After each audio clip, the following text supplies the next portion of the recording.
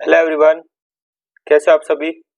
मेरा नाम ललित खुराना और मैं स्वागत करता हूं आपका आपके चैनल पर।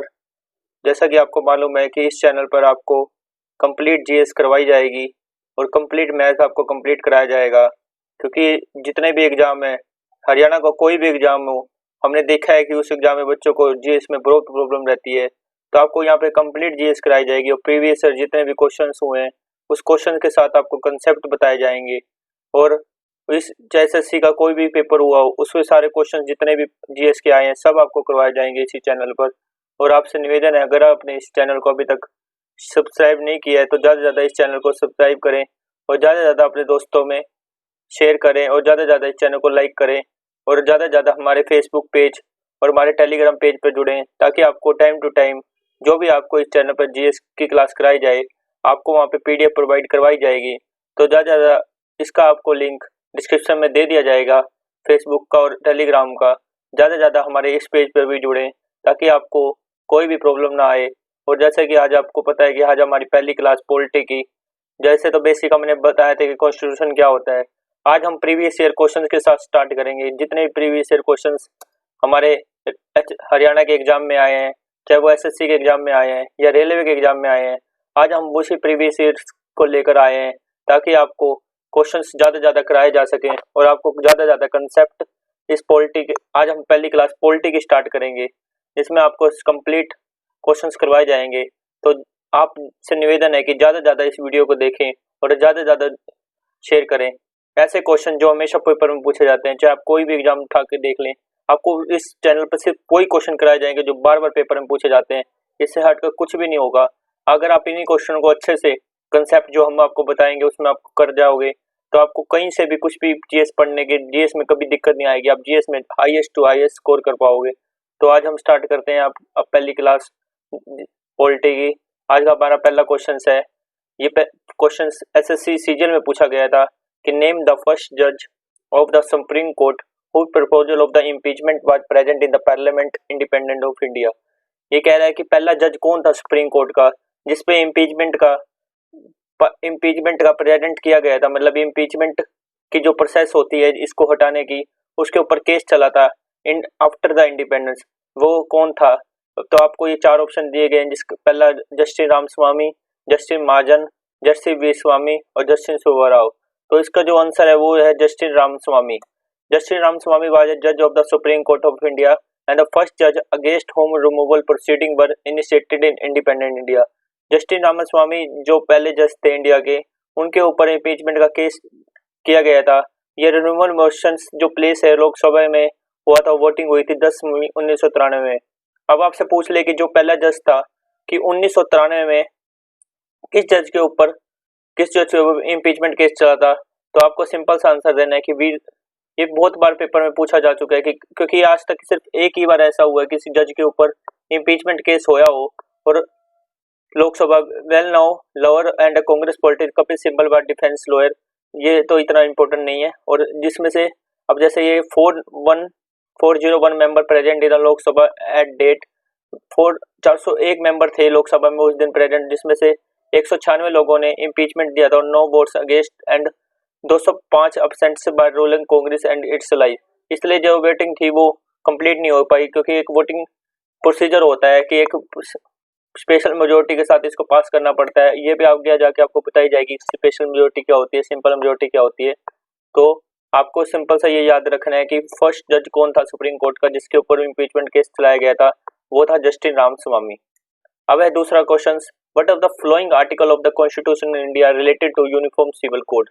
यूनिफॉर्म सिविल कोड्स इतनी बार पूछा गया है कि ये कौन से आर्टिकल के अंदर आता है। तो आपको याद रखना है कि ये आर्टिकल 44 के अंदर आता है और ये हमारे DPSP directive principle of state policy के अंदर आता है। तो आपको ये चीज याद रखनी है कि जो यूनिफॉर्म सिविल कोड है कौन से आर्टिकल के अंदर आता है, आर्टिकल 44।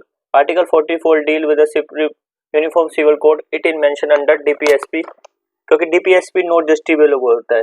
इसके ऊपर आप state shall endeavour to secure the citizen for uniform civil code throughout the country and territory of India. मतलब एक ही सिविल कोड होना चाहिए जो पूरे कंट्री में हर एक सिटीजन पे अप्लाई होना चाहिए, कोई किसी पे भेदभाव नहीं होना चाहिए। और आज तक आपको जान के हैरानी होगी, सिर्फ गोवा एक ऐसा स्टेट है जिसमें यूनिफॉर्म सिविल कोड अप्लाई हुआ है। आपसे कई बार इस पेपर में पूछ लेते हैं कि कौन सा स्टेट ऐसा है जिसमें यूनिफॉर्म सिविल कोड अप्लाई हुआ है, तो गोवा इसका करेक्ट आंसर है। उसके बाद आता है in the year 1978 dash the amendment limited the right to acquire hold and dispose the property as a fundamental right.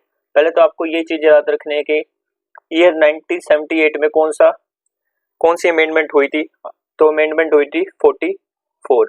तो डिस्पोज ऑफ द प्रॉपर्टी, जिसमें जो प्रॉपर्टी थी आर्टिकल ऑफ द ये जो 19(1)(f था which guarantee the citizen right to acquire property and article 31 relating to compulsory acquisition of property, इसको हटाकर article 300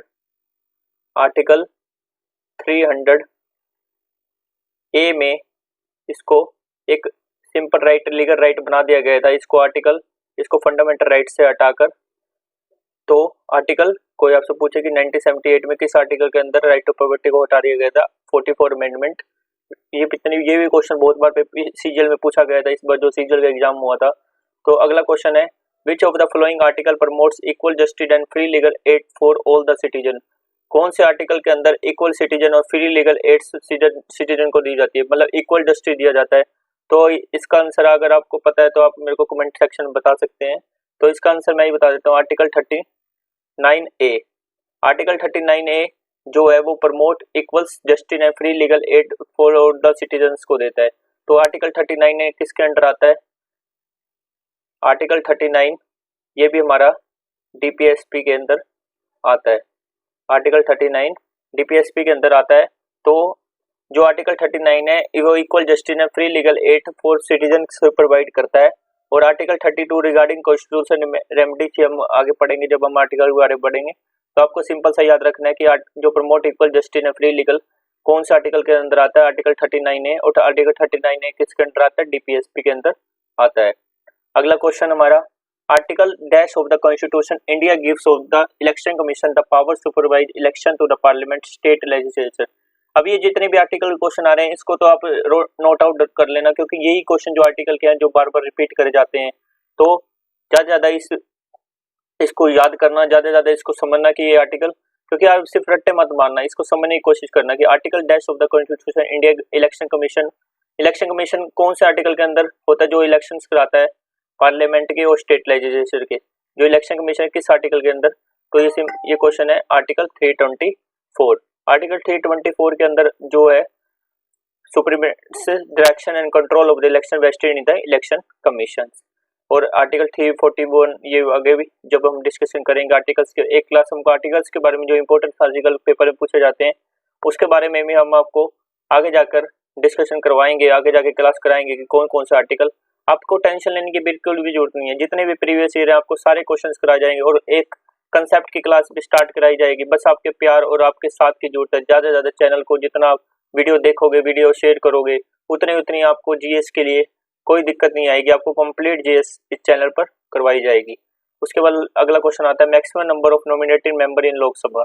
अब नॉमिनेट कौन करता है, पहला क्वेश्चन तो यही आता है। तो नॉमिनेट जो होता है वो हमारा प्रेसिडेंट करता है।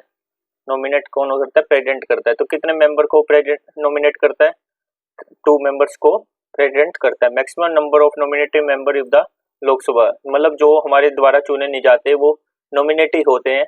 2 member of nominated by the president from the Anglo Indian community. तो आपको सिंपल सा याद रखना है कि लोकसभा के अंदर कितने मेंबर प्रेसिडेंट के द्वारा नॉमिनेट किए जाते हैं। तो हम सिंपल से याद रखेंगे सिर्फ 2 मेंबर, मतलब 545 में से 545 जो टोटल मेंबर होते हैं लोकसभा के, उसमें 543 तो इलेक्टेड होते हैं और 2 मेंबर्स जो होते हैं वो नॉमिनेट होते हैं। और अगला क्वेश्चन है who decide on the issue related to disqualification of the member of the Lok Sabha under 10th schedule. कौन डिसाइड करता है कि disqualification of the member of Lok Sabha, जो डिस्क्वालिफिकेशन एंटी डिफेक्शन लॉ जो आपने पढ़ा होगा, एंटी डिफेक्शन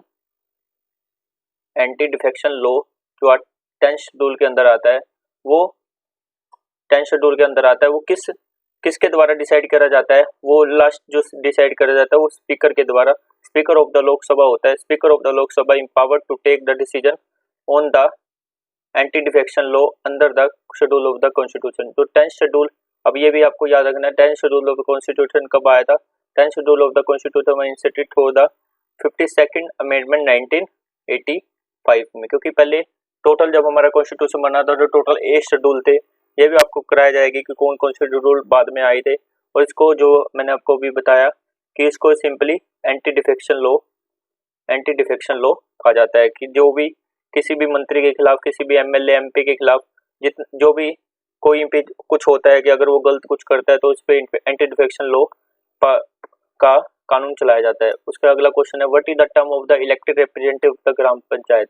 ग्राम पंचायत के टर्म्स इलेक्टेड कितने साल के लिए होता है? जो हमारे सरपंच है, ये तो गांव के हमारे हरियाणा का कोई भी बालक बता देगा कि कितने साल के लिए हमारे पंचायती में जो सरपंच है वो चुना जाता है, वो तो वह 5 साल के लिए चुना जाता है। तो term of elected representative of the gram panchayat is 5 year. 5 years के लिए जो हमारे टर्म्स ऑफ इलेक्टेड रिप्रेजेंटेटिव है ग्राम पंचायत को 5 साल के लिए चुना जाता है। तो पंचायती राज सिस्टम, अब ये तो क्वेश्चंस आपको तक या आपको समझ के याद कर लेना है कि जो पंचायती राज सिस्टम है कौन से आर्टिकल के अंदर आया, कौन से अमेंडमेंट हुई थी। तो 73 अमेंडमेंट हुई थी 1992 में। ये जो थी ये म्यूनिसिपैलिटीज को लेके थी, जो हमारी शहरों में म्यूनिसिपैलिटी होती है, जो ग्राम पंचायत होती है पंचायती राज, वो 73 अमेंडमेंट के अंडर आई थी। ये आई थी 19, इतनी बार क्वेश्चन पूछ चुके हैं ये तो हरियाणा के पेपर में कि पंचायती राज कौन से अमेंडमेंट के अंदर आई थी और कब आई थी, 1992 में। तो election of the panchayati raj institution are carried by the state election commission. सिर्फ एक इलेक्शन ऑफ पंचायती राज ऐसा होता है जिसका इलेक्शन स्टेट इलेक्शन कमीशन के द्वारा करवाया जाता है, और कौन से आर्टिकल के अंदर, आर्टिकल 243। अब आप इन देखो कि कितने क्वेश्चन इसमें बन गए। एक तो 5 साल के लिए होता है, पंचायती राज कब आया था, कौन से अमेंडमेंट के अंदर आया था, और इलेक्शन ऑफ द पंचायती राज किसके द्वारा कराया जाता है और किस आर्टिकल के अंदर कराया जाता है। एक एक क्वेश्चन में आपको 5 क्वेश्चन बन गए। अगला क्वेश्चन है कि which article of the constitution of India task about the provision of impeachment of the president of India. कौन से आर्टिकल के अंदर प्रोविजंस दिया गया है इम्पीचमेंट, जो प्रेसिडेंट का इम्पीचमेंट है वो कौन से आर्टिकल के अंदर दिया गया है? तो आर्टिकल 60, उसको हटाने की जो प्रक्रिया, अगर कुछ उस पर केस होता है तो कौन कौन सी प्रक्रिया किस आर्टिकल के अंदर होती है, वो 61 आर्टिकल के अंदर होता है। Procedure of the impeachment of the president, procedure of the impeachment of the president कौन से आर्टिकल के अंदर होता है, 61 आर्टिकल के अंदर होता है। तो ये भी हम आपको बताएंगे कि प्रेसिडेंट, जब हम प्रेसिडेंट का चैप्टर पढ़ाएंगे कौन कैसे इम्पीचमेंट होता है, कैसे कौन सी पूरी प्रोसेस आपको बताई जाएगी। तो ये आज नेक्स्ट क्वेश्चन और आज का last question, which article of the constitution of India provide the east India state will help governor. कौन से आर्टिकल ये प्रोवाइड करता है कि जो ईस्ट इंडिया स्टेट है उसके अंदर एक गवर्नर होना चाहिए। तो जो आर्टिकल 153, आर्टिकल 153 जो है वो हमको प्रोवाइड करता है कि जो गवर्नर है वो हर स्टेट के अंदर होना चाहिए। तो 153 आर्टिकल के अंदर, आर्टिकल 153 के अंदर ये हमारा प्रोवाइड किया जाता है कि गवर्नर होना चाहिए। तो ये थे जो आपको क्वेश्चंस थे, जो आज आपको 10 क्वेश्चंस करवाए गए हैं पहली क्लास में, और इस 10 क्वेश्चन में से कम आपके 20-30 क्वेश्चन और बन गए थे। अगर आप इसको ध्यान से देखो को जो हमने कंसेप्ट उसमें समझाया है तो उसमें आपको कम से कम 10-20 क्वेश्चन और देखने को मिलेंगे। एक एक क्वेश्चन में 4-4 क्वेश्चन होते हैं, तो आपने इसको ध्यान से पढ़ना है और ध्यान से समझना है और आपको नोट आउट करना है। और आपको ये क्लास अगर अच्छी लगी हो तो ज़्यादा से ज़्यादा अपने दोस्तों में शेयर करें और ज़्यादा से ज़्यादा इस चैनल को सब्सक्राइब करें, ताकि हम आने वाले टाइम में ज़्यादा से ज़्यादा आपको अच्छे से अच्छा और कंटेंट प्रोवाइड करा सकें। Thank you so much for your supporting